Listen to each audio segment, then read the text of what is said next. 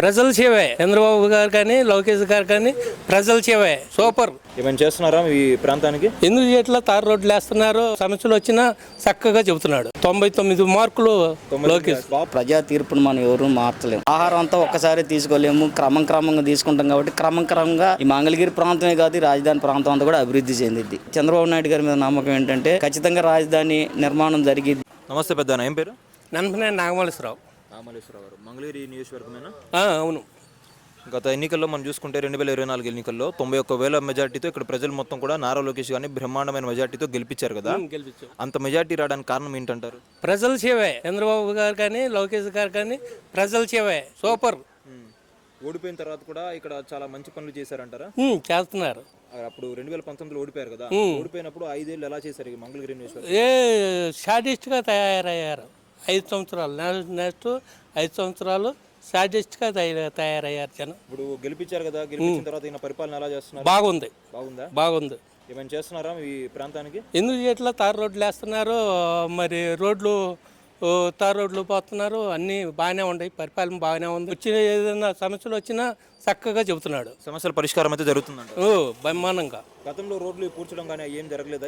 గోతులు అన్ని గోతులుగా పడిపోతున్నాయి. ఇప్పుడైతే అవైతే పూడుస్తున్నారు, తారు రోడ్లు పోతున్నారు, అంతా బాగానే ఉంది. ప్రజలకు అందుబాటులోనే ఉంటున్నారా? అందుబాటులోనే ఉంటున్నాడు. ఏదైనా సమస్యలు అయినా పొద్దుటాల 1-2 గంటలు సమస్యలు కావాల్సిన వాళ్ళకి ఇంటి దగ్గరే సమస్యలు చెప్తున్నారు, చక్కగా సమస్యలు ఇస్తున్నారు. అందుబాటులోనే ఉంటున్నారు. అందుబాటులోనే ఉంటున్నారు. పరిపాలన అయితే బాగానే ఉందంటారు. బాగుంది. ఎన్ని మార్కులు వేస్తారు ఇప్పటికి? 99 మార్కులు లోకేష్. బాబు గారికి తనయుడు అనిపించుకుంటున్నారా అడ్మినిస్ట్రేషన్ లో? తనయుడే. బాబు గారితో పాటు చదువు కానీ ఏదైనా కానీ గా జనంలో కలుసుకోవటం, మంచి చెప్పలు మాట్లాడుతూ డైరెక్ట్ గా మాట్లాడుతున్నాడు. అంతా బాగుంది, పరిపాలన బాగుంది. లోకేష్ గారిలో మీకు నచ్చిన అంశం ఏంటి అంటే ఆయన మంచితనం. ఏది ప్రతి వాళ్ళు ఏ సమస్యలు వచ్చినా కలమంటున్నాడు. ఇప్పుడు ప్రతి సమస్యలు మడికో సమస్య ఉంటుంది, 1 గంట 2 గంటలు సమస్యలకి డీల్ చేస్తున్నాడు. అంతా బాగుంది. కూటమి ప్రభుత్వం వచ్చింది కదా అధికారంలోకి, అప్పటి నుంచి ఎలా సాగుతుంది పరిపాలన? బాగానే ఉంది. సూపర్ 6 అమలు అవుతున్నాయి. మరి చదువుతూ నిబ్బరంగా. మరి ఎందుకంటే లోపల లట్కులు ఇవన్నీ చూసుకోవాలిగా, అన్ని లట్కులు ఉంటాయిగా, అవన్నీ లట్కులు చూసి నిబ్బరంగా ఒక్కొక్కటి చేసుకొస్తున్నారు. రాజధాని ప్రాంతం ఇది మొత్తం కూడా రాజధాని చేస్తామని చెప్పి అంటున్నారు. మీరు ఎలా స్పందిస్తారు? హర్షిస్తున్నారా? చేస్తారు. అంటే మనం దూకుడు పెట్టకూడదుగా. అంతా బాగానే చేస్తాడు. నమ్మకం అది. మనుషులు సాడిస్ట్ లేదు, స్వతంత్రంగా మన ఇంట్లో మనిషిగా మాట్లాడతాడు. అన్ని సూపరే. రాబోయే రోజుల్లో మరి లోకేష్ గారిని సీఎం గా చూడొచ్చు అంటారా? చూడొచ్చు. వచ్చే తూరి మళ్ళీ గెలుస్తారంటారు ఇక్కడ? గెలుస్తాడు. ఇప్పుడు కుప్పం ఎలా అయితే చంద్రబాబు నాయుడు గారికి ఒక కంచుకోట్ల మారిపోయిందో మంగళగిరి మారిందంటారు. మరి మారిందిగా. అలానే గెలుస్తారంట. ఇప్పటి వరకు మంగళగిరిలో మీరు చాలా మంది చూస్తుంటారు కదా ఎమ్మెల్యేలో, అందరిలో బెస్ట్ ఎవరు అంటారు? అందరూ బాగానే చేస్తున్నారు. అదే అన్నమాట. అందరూ బాబు గారు చెప్తున్నారు, ఇలా మంచిగా పోవాలా, ఒక తగాద రూపంగా కాదు, ఒక మంచిగా నడపాలని అందరికీ బాగానే చేస్తున్నారు. కూటమి ప్రభుత్వానికి ఎన్ని మార్కులు వేస్తారు? 99 వస్తాయి. దానికి కూడా 99. Okay, thank you. నమస్తే అన్న, ఏం పేరు? శ్రీనివాసరావు గారు. ఇక్కడ కూటమి ప్రభుత్వం వచ్చిన తర్వాత కొత్తగా ఎమ్మెల్యే అయ్యారు మంగళగిరికి నారా లోకేష్ గారు. దాదాపు బ్రహ్మాండమైన మెజార్టీ చూసుకుంటే కనుక ఎలా ఉంది ఆయన పరిపాలన? ఫస్ట్ 6 నెలలు ఫస్ట్ 6 నెలలు బాగానే ఉంది. విద్యా రంగంలో కూడా కొన్ని మార్పులు తీసుకురావాలనుకుంటున్నాడు. అయితే తనకున్న నాలెడ్జ్ని బట్టి ఖచ్చితంగా తీసుకొస్తారనే నమ్మకం ఉంది. అందులో నూతనంగా అయి ఉన్నాడు కాబట్టి, ప్రజల ద్వారా ఎన్నుకోబడ్డాడు కాబట్టి. ఇప్పుడు అంతకుముందు మినిస్టర్ చేసినప్పటికీ కూడా ఐటీ మినిస్టర్ అది నామినేట్గా వచ్చిన పదవి, ఇప్పుడు ప్రజల ద్వారా ఎన్నుకోబడ్డాడు కాబట్టి చాలా చక్కగా చేస్తాడనే ఒక నమ్మకం ఉంది. ప్లస్ విద్యారంగంలో చాలా మార్పులు తీసుకురావాలని, విద్యార్థులు ఎలాంటి కష్టం లేకోకుండా కాలేజీలకి డైరెక్ట్గా గవర్నమెంట్ నుంచి వచ్చే ఫండ్ కాలేజీలకి ఇచ్చేసి తల్లిదండ్రుల అకౌంట్లో కాకుండా మళ్ళీ ఆ తల్లిదండ్రుల అకౌంట్కి ఇచ్చిన బట్టి కాలేజీ యాజమాన్యం మళ్ళీ తీసుకుంటుంది కాబట్టి డైరెక్ట్ కాలేజీకి ఇచ్చి ఉన్నట్టయితే వాళ్ళకి వస్తుందనే నమ్మకం ఉంటుంది కాబట్టి విద్యార్థులను ఇంకా చక్కగా చూసుకుంటారు. ఆయా కాలేజీ యాజమాన్యం మంచి పరిపాలన అందిస్తారనే ఒక నమ్మకం ఉంది. మంగళగిరి మరి కంచుకోట్ల మారిపోయిందంటారు మరి నారా లోకేష్ గారికి? కంచుకోట అంటే ప్రజల యొక్క తీర్పు మ్యాండేట్ ఎట్లా ఉంటుందో ఎవరికి తెలియదండి. ఏ టైంలో జగన్ గారు కూడా చాలా చక్కగా చేసిందని అనుకున్నారు.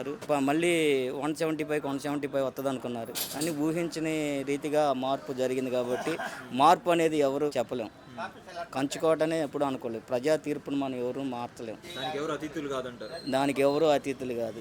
మంగళగిరిలో ఏమైనా మార్పులు జరిగినాయా ఈ 6 నెలల్లో ఈయన వచ్చినప్పటి నుంచి? ఫలానా అంటే ఇదంతా కూడా రాజధాని ప్రాంతం కాబట్టి ఖచ్చితంగా జరిగిద్ది. మనం ఒక్కసారిగానే ఆహారం అంతా ఒక్కసారి తీసుకోలేము, క్రమంగా తీసుకుంటాం కాబట్టి క్రమంగా ఈ మంగళగిరి ప్రాంతమే కాదు, ఈ రాజధాని ప్రాంతం అంతా కూడా అభివృద్ధి చెందిద్ది. ఖచ్చితంగా అభివృద్ధి చెందిద్ది. చూసుకుంటే మనం వర్క్ జరుగుతుందా లేదనేది ప్రజలు గ్రహిస్తున్నారు. వాస్తవంగా ఆయన పరిపాలన తీసుకోగానే వాళ్ళు ప్రమాణ స్వీకారం చేయడంలోనే ఉండ రోడ్లన్నీ కానీ కంప కానీ ఆ ఏరియా మొత్తం వర్క్ జరుగుతుంది. వర్క్ జరుగుతున్నప్పుడు ఏమనుకుంటాం, పని జరిగిద్దనే నమ్మకం ఉంటుంది ప్రజలకి. ఒక్కసారిగా మార్పు అయితే జరగదు, క్రమంగా. ఎందుకంటే ఉండ పరిస్థితిని బట్టి బాగా లోటు బడ్జెట్ కాబట్టి క్రమంగా జరుగుతుంది. రోడ్ మెయింటెనెన్స్ మొత్తం కూడా చాలా హై ఇంపార్టెన్స్ తీసుకున్నారు కదా చంద్రబాబు నాయుడు గారు. కావాలండి. కాన్స్టిట్యున్సీలో ఎలా జరుగుతున్నాయి ఆ వర్క్స్ బాగానే జరుగుతున్నాయి అసలు జరుగుతున్నాయి. లేకపోతే స్టార్ట్ చేసి వదిలేశారు? లేదు జరుగుతుంది కదా, మనం చూస్తున్నాం. రోడ్లు ఇంపార్టెంట్ అండి. ఎందుకంటే ఇప్పుడున్న కాల పరిస్థితిని బట్టి ఏదైనా రోడ్లు మాత్రం కొంచెం బాగుంటేనే మంచిది. గత ప్రభుత్వ హయాంలో రోడ్లకి సరిగ్గా పట్టించుకోలేదా?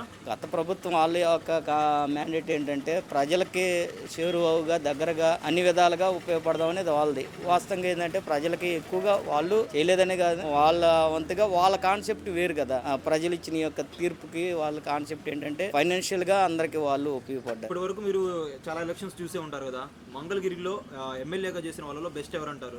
మంగళగిరిలో బెస్ట్ అంటే చూసిన దాన్ని బట్టి ఇప్పుడు లోకేష్ అంటే 6 నెలల్లో లోకేష్ గారిని మనం ఏం చెప్పగలుగుతాం? ఒక 5 years చేసి ఉంటే చెప్పగలుగుతాం.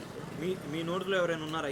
ఇంకెవరు అంటే ఆయన మినహాయించి గత ఎమ్మెల్యే గారు కూడా బాగానే చేశారు. కూటమి ప్రభుత్వం ఇలానే కొనసాగుతుందని చెప్పి అనుకుంటున్నారా మీరు? చెప్పే కదా ఇందాక, కూటమి ప్రభుత్వం కొనసాగిద్దా వైసీపీ కొనసాగిద్దా అంటే అది ప్రజల యొక్క నాడిని బట్టి ఉంటుంది. వీళ్ళు చేసే యొక్క అంటే ఇప్పుడు ప్రస్తుతానికి ఏంటంటే చంద్రబాబు నాయుడు గారి మీద నమ్మకం ఏంటంటే ఖచ్చితంగా రాజధాని నిర్మాణం జరిగిద్ది. ఆయన ఏంటంటే కేంద్ర ప్రభుత్వాలని ఆయన చొరవ తీసుకొని మంచి ఆలోచనతో మనకంటూ ఒక ఆంధ్రప్రదేశ్కి ఒక రాజధాని ఉండాలి, రాజధాని లేని ఆంధ్రప్రదేశ్గా ఉండకూడదు, అది నా ఆయాంలో జరగాలనేది ఆయన యొక్క ఉద్దేశం. అది ఖచ్చితంగా చేస్తాడని నమ్మకం ఉంది. ఎందుకంటే ప్రస్తుతం వాళ్ళు కేంద్ర ప్రభుత్వం మనకి 15,000 కోట్లు కేంద్ర రాష్ట్రానికి ఇచ్చింది కదా రాజధాని నిమిత్తము. అట్నే ఇంకా ఆయనకున్న అనుభవం బట్టి కానీ ఆయనకున్న నాలెడ్జిని బట్టి కానీ ఖచ్చితంగా రాజధాని మాత్రం ఈ 5 ఏళ్లలో చాలా వరకు ఒక 60 నుంచి 75% వరకు చేయగలుగుతారనే నమ్మకం ఉంది. జమిలీ ఎన్నికల ఐడియా ఉందండి మీకు? జమిలీ ఎన్నికలు వస్తాయని అంటున్నారు. రేపు పార్లమెంట్ లో మరి అంటే వస్తే మంచిది అంటే 5 ఏళ్ళ మ్యాండేట్ ఇచ్చిన వాళ్ళు మరి వాళ్ళు సరైన విధానంలో మళ్ళీ జమిలీ ఎలక్షన్ పోతే, జమిలీ ఎలక్షన్ కనుక కన్ఫర్మ్ అయితే కొన్ని పనులు మనకే ఆగిపోతాయి. అది నష్టం మనపోటి ఆంధ్రప్రదేశ్ వాళ్ళకి నష్టమే. ఎందుకంటారేమో 5 ఏళ్ళు వాళ్ళు ఇప్పుడు రేపు జమిలీ ఎలక్షన్కి వెళ్ళిపోతారు కానీ మళ్ళీ అభివృద్ధి మీద మనసు బెటర్ కాకపోవచ్చు. Thank you.